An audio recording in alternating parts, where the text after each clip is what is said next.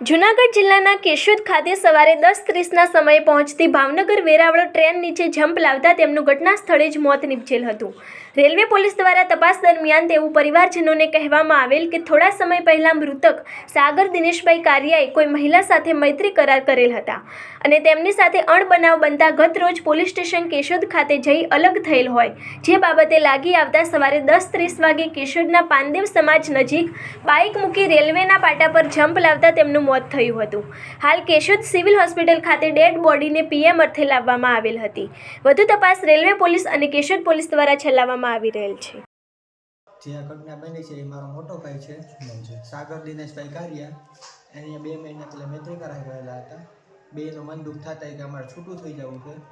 કાલે અમે પોલીસ ચોકીએ ગયા હતા તો એ 3:30 વાગે કાગળિયા કરવાના હતા। એ કહે કે અમે આ 2 દિવસ પછી આવશું એ કે। ને આ ઘટનામાં ભાઈને લાગી આવતા ભાઈ આ પગલું ભરેલું છે તો અમને પૂરતો ન્યાય મળે એવી અમારી અપેક્ષા। શું ધંધો કરે છે અને શું ક્યારે બન્યું છે?